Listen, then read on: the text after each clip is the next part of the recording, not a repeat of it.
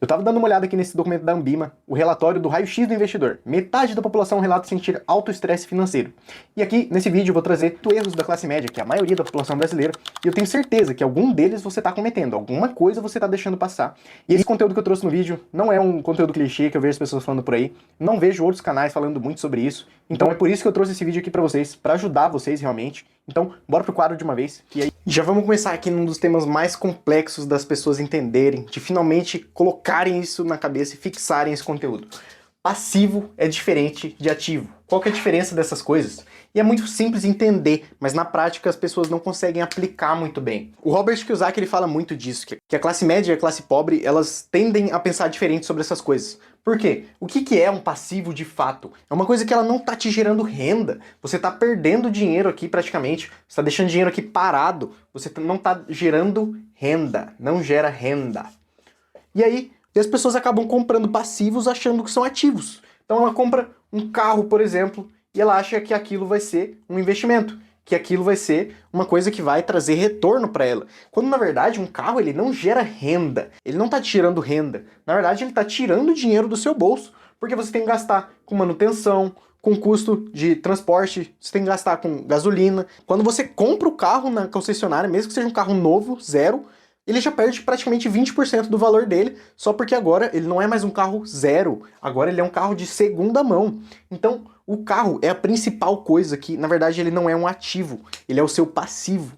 E isso é uma coisa que as pessoas confundem muito. Elas fazem dívidas para comprar carros, quando, na verdade, um carro de R$ 1.000, ele vai te levar no mesmo lugar que um carro de R$ 200.000. Talvez com um pouquinho mais de conforto. Mas a função de um carro é te levar de A para B, não é de fazer uma mágica. Então tome muito cuidado com quanto que você vai gastar do seu patrimônio em carro e quanto que é o seu patrimônio investido, quanto que você está tendo de ativos aqui. Ativos são coisas que te geram renda, casas de aluguéis, né, que vão te gerar um aluguel, ações, tudo que vai te gerar renda é ativo. O que vai te tirar dinheiro do seu bolso é passivo. Um carro, um celular novo, você quer um iPhone, você é um pobre e quer comprar um iPhone porque você acha bonitinho que tem a maçã lá, quando na verdade isso aqui vai tirar dinheiro do seu bolso. Assim como o carro é uma tecnologia que vai fazer a mesma coisa, um celular da Samsung vai ter a mesma utilidade do que um celular da Apple. Talvez vai tirar uma foto um pouquinho pior,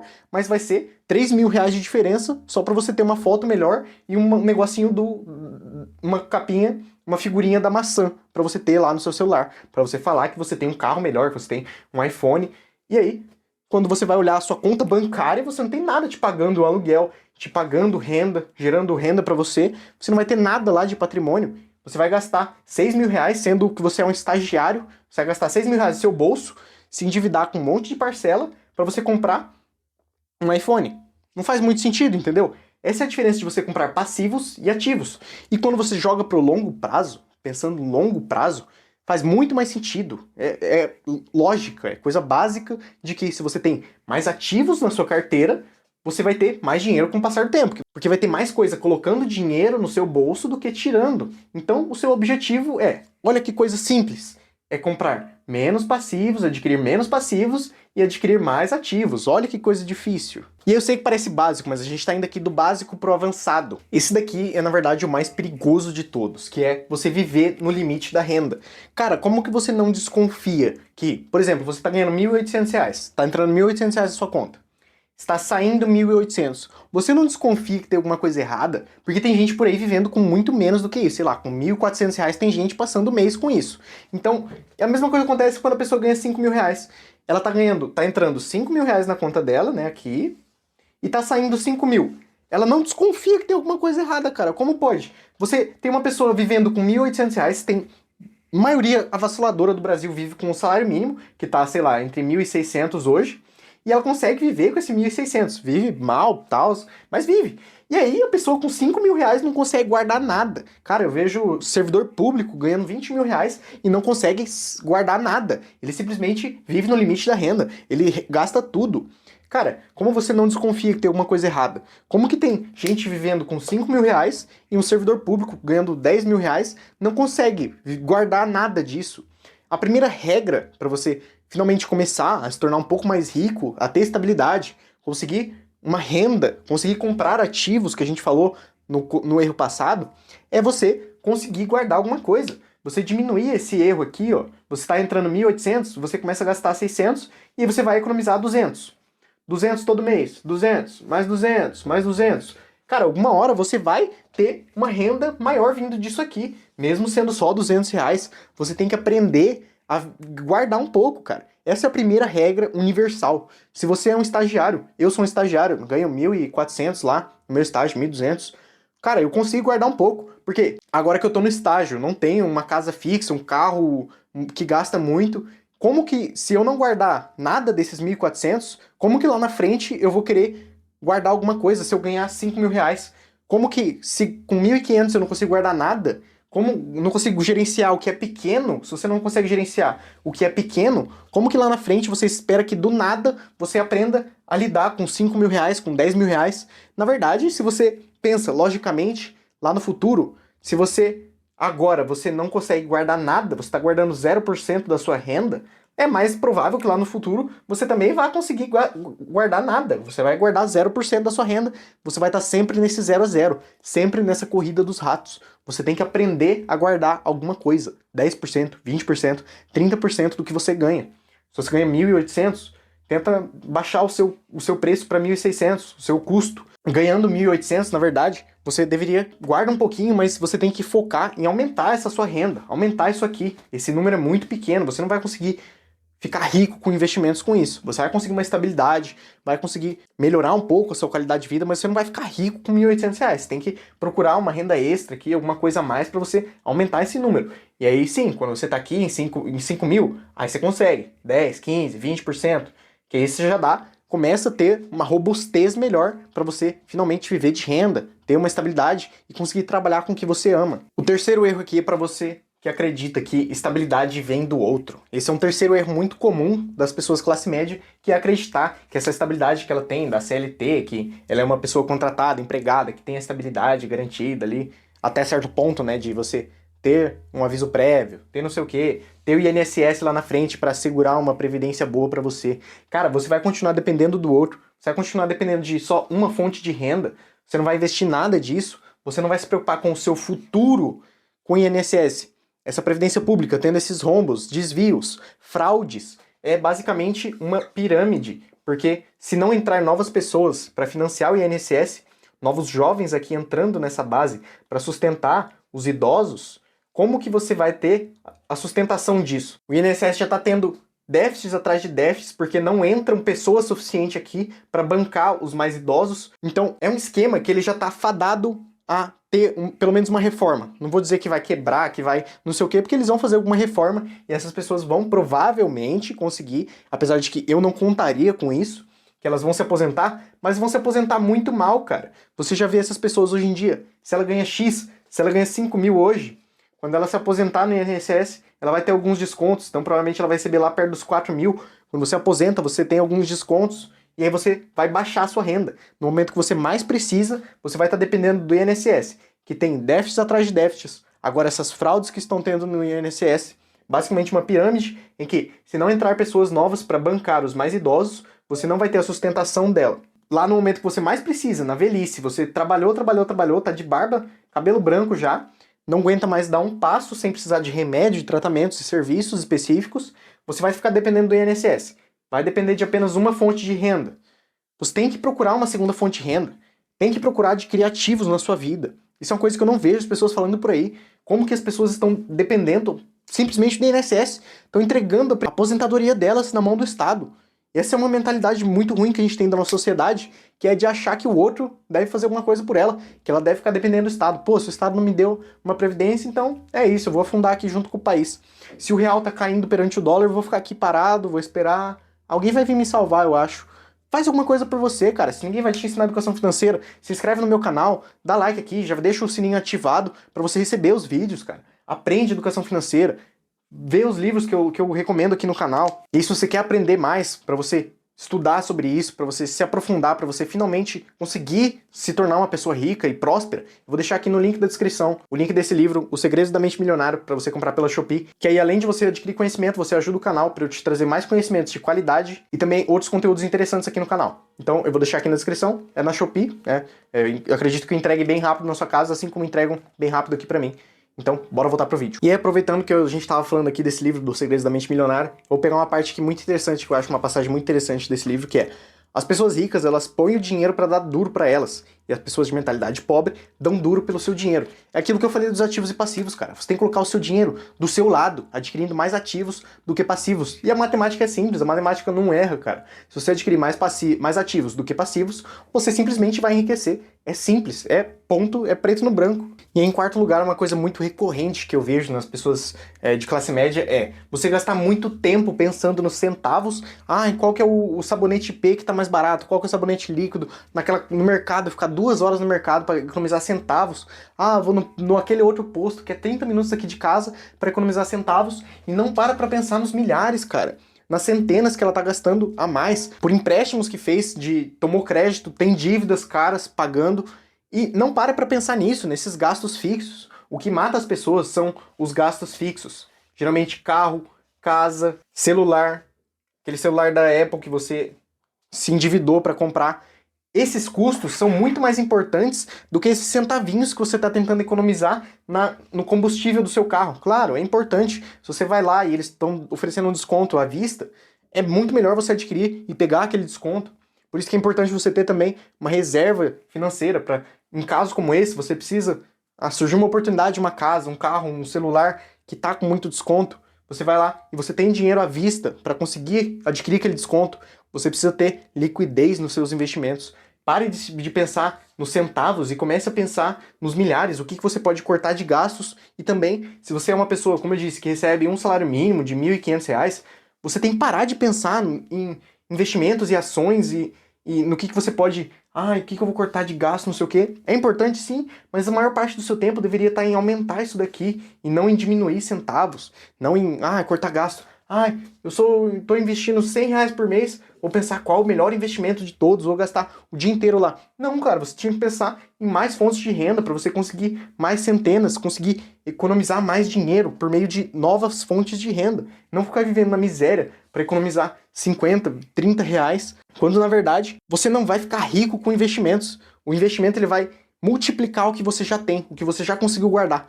Mas você não vai ficar rico com investimentos. É muito raro uma pessoa que fica rica só de investimentos. Eu me atreveria a dizer que, na verdade, não existe. As pessoas ficam ricas trabalhando e depois elas multiplicam o que elas ganham. É assim que funciona. O quinto erro que eu vejo as pessoas cometendo muito é investir depois de ficar rico. Vou investir depois de ficar rico. Cara, quando que é rico o suficiente? Você nunca vai saber quando você tá rico o suficiente para começar a economizar. Ninguém se acha rico o suficiente. Eu não me acho rico o suficiente. O Warren Buffett não se acha rico o suficiente. O Elon Musk não se acha rico o suficiente. Ninguém tá satisfeito com o que tem. A gente tá sempre nessa corrida, tentando obter mais, tentando progredir na vida, porque essa é a graça de viver. Essa é você resolver o problema dos outros, ter um trabalho útil, ter uma família e conseguir ser mais útil para a sociedade. E sendo mais útil para a sociedade, você consegue receber mais dinheiro. Então ninguém nunca tá satisfeito com o que tem. A gente sempre tá atrás de mais. E se você ficar esperando, não, eu só vou começar a investir quando eu ficar rico. Cara, tem uma coisa muito interessante que eu comecei a perceber depois que comecei a investir, é que quando você começa a investir em ações, em fundos imobiliários, em oportunidades do mercado financeiro, você começa a ver também oportunidades no mundo real, né? Porque a gente acaba esquecendo que isso aqui a gente fica vendo naquela tela e a gente esquece que isso aqui, ações, aqueles tickers que a gente fica investindo, eles são do mundo real. E aí a gente começa a ver também, quando a gente começa a investir em ações, fundos imobiliários, renda fixa, a gente começa a perceber muitas oportunidades no mundo real, cara. Eu vejo, por exemplo, alguns empreendedores que estão com uma empresa viva há 5 anos e dando muito lucro, e eles não percebem o quão grandioso é esse feito, cara. Então, a gente começa a investir, a gente começa a perceber, caramba, esse investimento, esse empreendimento, ele é muito interessante, porque ele está conseguindo realmente impactar a vida das pessoas. É um investimento na vida real que está dando muito certo e que é muito raro aqui no Brasil. E a gente começa a ver umas oportunidades interessantes. Por exemplo, terrenos que a gente não percebia que eram importantes. E às vezes empreendimentos que a gente consegue às vezes retornar 10% no mundo real, que empreendendo é mais fácil, né? Resolvendo problemas e resolvendo erros ou falhas que existem no mercado. É muito mais fácil e rápido de você conseguir retorno do que simplesmente por bolsa de valores. Como eu disse, você fica rico trabalhando, não é só investindo. E aí, só que quando você começa a investir, mesmo que com pouco dinheiro, você consegue ver mais oportunidades no mercado. Porque você percebe, caramba, essa é uma empresa com uma margem muito alta, cara. É difícil de você encontrar isso na bolsa de valores. E tem muitas empresas pequenas de capital fechado que a gente não consegue acesso na bolsa de valores, muito interessantes aqui no mundo real, que não abriram capital, não abriram as suas ações para pessoas de fora. E aí, se você tem alguma oportunidade de entrar numa empresa dessa que tem uma margem alta, um lucro alto pra caramba, você fica é muito mais interessante, você começa a dar valor para essas coisas e aí você consegue ficar atento para as oportunidades que aparecem na vida real também. O sexto ponto que eu queria falar aqui, que eu vejo pouca gente falando sobre isso, é que existem dívidas boas e existem dívidas ruins. O que acontece é que para a maioria das coisas, as dívidas elas são ruins, principalmente para as pessoas pobres. Porque pensa, se você é uma pessoa que tem dinheiro, pô, eu tenho aqui esse dinheiro, eu preciso emprestar para alguém. Se é uma pessoa que tem muito dinheiro, vai ser mais provável que ela venha me pagar. Então, eu empresto a um juros menor para essa pessoa aqui, vamos dizer 10% ao ano. Só que uma pessoa que tem um capitalzinho menor aqui, uma pessoa mais pobrinha, o banco vê um risco muito grande, porque a probabilidade dessa pessoa não pagar ele de volta, ela é muito cara. Então, vamos dizer que o banco vai cobrar aqui 30% ao ano dessa pessoa para emprestar o dinheiro para ela. Ou seja, se você tem pouco capital, vai ser mais caro essa dívida para você. Só que tem uma coisa interessante que é aí que entra o jogo, que você tem que diferenciar uma dívida boa de uma dívida ruim. Essa é uma dívida ruim. E para você diferenciar isso, você tem que ver quanto que a taxa de juros atualmente está pagando. Quanto que você consegue receber na renda fixa. Na renda fixa, hoje em dia, a gente consegue receber 15% ao ano, sem risco, sem risco. Que você está emprestando para o governo, não tem risco de crédito, ele pode simplesmente imprimir mais reais e te emprestar. Então, se você tem uma dívida que está abaixo disso, que está aqui em 10%, é uma dívida boa, você pode manter ela. Por quê?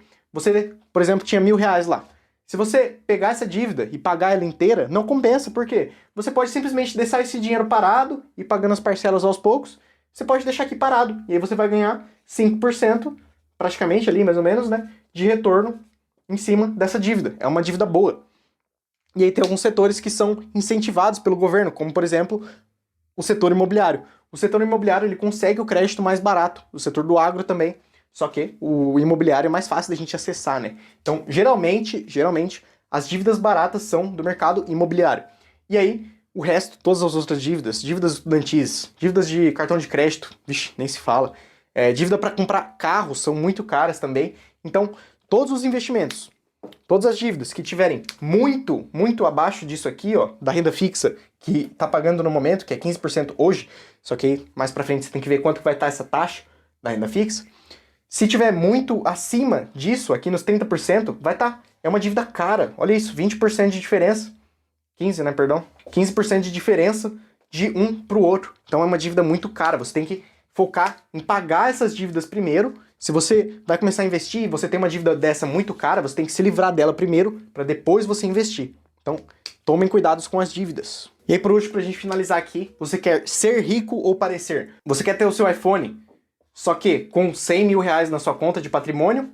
Ou você quer parecer rico e aí você parcela em 6 vezes isso aqui, em tantas parcelas, o seu iPhone? Você quer ser rico ou parecer rico? O que você prefere? Se você é uma pessoa que quer adiantar aquilo, que você quer... Ah, não, mas como que vai aparecer se eu aparecer com Samsung, se eu não tiver um iPhone, se eu não tiver um carrão do ano? O que vai ser? Porra, cara, se você... Ah, Cauê, você acha que o pobre, então, não deve ter iPhone? Porra, se você quer crescer na vida, se você quer ter uma estabilidade, se você quer ter crescimento na sua vida, pô, eu acho que não, cara. Se você tem que parcelar em 6 vezes, em 30 mil vezes, 12 vezes, 18 vezes o seu iPhone e você não tem nada investido, realmente eu acho que você não deveria ter um iPhone, cara. É isso. Aí você acha, ah, não, só o rico pode ter iPhone. Então, cara, quer comprar? Quer parcelar? Parcela. Mas aí você não vai reclamar depois que você tá fudido, pobre, com 40 anos, você não tem nada de patrimônio ainda. Não vem reclamar disso depois. Se você quer, toda hora quer renovar o seu carro, quer pegar um carro de... Ah, eu tenho um carro de 200, agora eu quero ter um carro de 300. E você quer subir o patamar financeiro, você quer subir os seus custos antes de subir os seus ganhos, aí realmente, se você pode gastar, pode fazer o que você quiser, a vida é sua, né? Só que, se você parcelar em 18 vezes, saiba que o caminho para você vai ser muito mais difícil do que se você fosse uma pessoa consciente. Pô, vou ter o meu iPhone quando eu tiver lá meus 100 mil de patrimônio, 200 mil de patrimônio, e aí você consegue bancar isso sem ficar pensando, sem abrir mão da sua liberdade. Porque imagina, se você tem um carro de 400 mil, você não pode nem ficar estacionando ele em qualquer lugar, você vai começar a se preocupar. Pô, não, mas se eu for lá, então eu vou ter que estacionar num estacionamento privado. Aí você já adiciona mais R$18 de estacionamento. Cada vez que você for estacionar ele, você vai ter que achar um estacionamento que é mais longe às vezes, só pra ter aquele carrinho mais bonitinho. Aquele carrinho com a maçã, aquele carrinho com a estrela que você quer. Então, pense muito bem nisso. E aí, se você quer ter mais ensinamentos como esse, se você quer investir na sua educação financeira, na sua liberdade, mais uma vez eu vou deixar aqui, lembrar que aqui embaixo tem o link da descrição desse livro, que é um dos maiores livros de educação financeira, de investimentos que a gente tem, Os Segredos da Mente Milionária. E aí, comprando por esse link na descrição também, você vai estar ajudando o canal a crescer e também ajudando a estar trazendo outros conteúdos interessantes aqui no canal. Muito obrigado. Eu vou deixar aqui um outro vídeo, que se você quiser clicar lá, que eu tenho certeza que você vai gostar desse outro vídeo. Valeu!